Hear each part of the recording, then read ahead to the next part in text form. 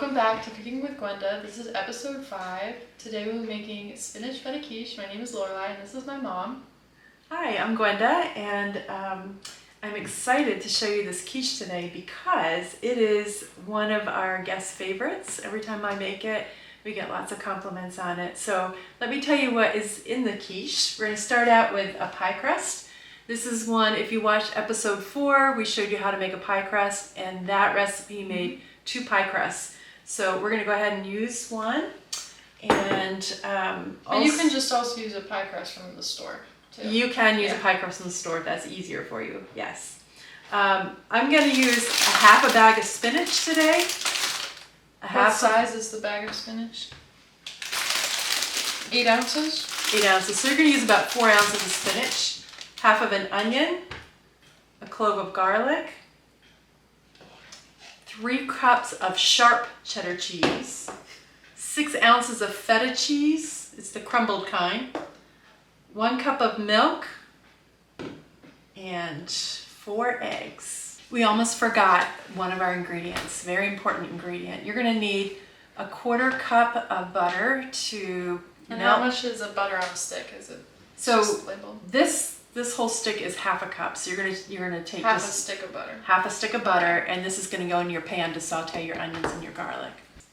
All right, let's get cooking. Okay, so before we do anything here, we're gonna preheat our oven to 350 degrees. So let's go ahead and do that. And Lorelei, do you want to start by chopping up the onion? I'm chopping up the onion. Yeah, I'm gonna get our, I have a skillet on the stovetop, and we're gonna put half a cup of butter, and we're gonna get that heated up a while.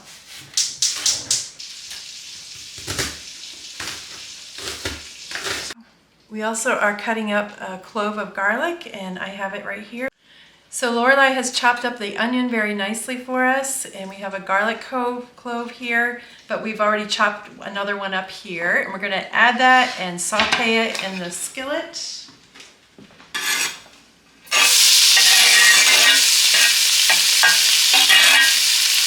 We're going to let that caramelize nicely, and you're going to want to saute it for probably about 2 minutes till the onions are softened.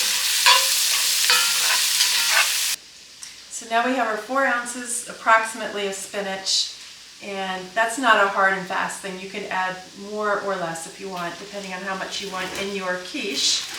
And we're just going to cut it up roughly. I usually cut it one way with my knife, and then I turn it and cut the other way, just so you're not getting pieces that are too big in your quiche. Next step is we are going to add this chopped spinach to our skillet that already has the caramelized onions and garlic in it. And we're just going to do this long enough so that the spinach wilts a little bit. You don't have to cook it very long at all. Maybe half a minute.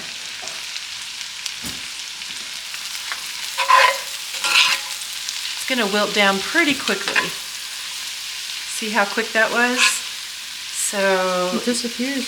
It disappears, you're right. Spinach really shrinks down quickly. So once that happens, we're going to turn our stovetop off, and we're going to add our 6 ounces of crumbled feta cheese. And I like to do it at this stage when the skillet is still hot, because it the feta just melts right in there. Mix it up really well, and then we're going to add the 3 cups of sharp cheddar that's already grated. I usually buy it already grated. It just makes that one step a little bit easier. You can also buy a chunk of cheese and grate it yourself, but in the middle of my busy bed and breakfast season, it's easier to do it this way. And just make sure that's all incorporated, and when it's at this stage, you can then put it into your pie crust. That looks like a gooey mess, but it is going to make one delicious quiche. You can use a smaller skillet, but I like this one because it has high sides and it's just easier to keep everything in.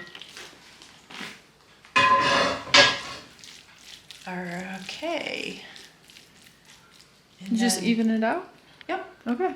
All right, we're gonna take our 4 eggs and crack them into a bowl. Yep. And then we're gonna mix them.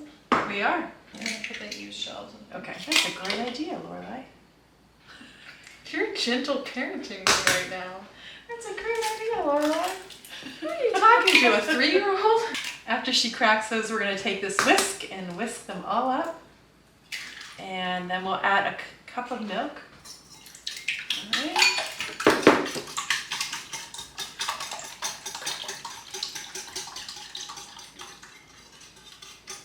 And this is the final thing that's going to get added to the quiche. I think this is probably the tastiest quiche I've ever made, and it's probably the simplest quiche I've ever made. It's really good. It is so yeah, it's my favorite yummy. quiche in the world. Very yummy. When I pour this into the quiche, I usually have a fork on hand because at this point your cheese is kind of congealed together after it's melted, and I want to make sure that the milk part of it, milk and egg part, goes in and settles in there among the cheese, spinach, onion, and garlic. So we're just going to kind of mix it together with the fork. All right. Just kind of twirl it around in there gently so it doesn't spill over the edge of the crust. And then it is ready to go in the oven. Okay, we're going to stick this in the oven, and it will need to bake for about an hour. We will test it as time goes on. We'll test it at the 50-minute mark, and you'll know when your quiche is done when the center rises just a little bit. Okay, see you in an hour. All right, it has been... It's been an hour that it's been in the oven, okay. So we are going to take it out now, and you're going to want to let it cool for probably 30 minutes before you cut into it. It's just going to cut much better if you let it cool first. Here it is. And it looks very yummy. Thank you for watching. What was I going to say? Subscribe. Oh, thank you for watching. Thank you for watching. Come back next week for another episode of Cooking with Gwenda. Is this recording? You're just dirty.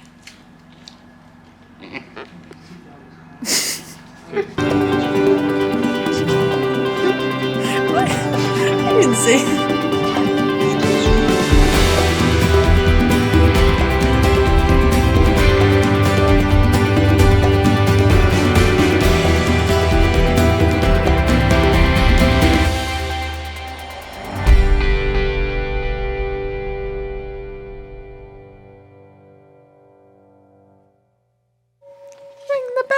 Do you like a...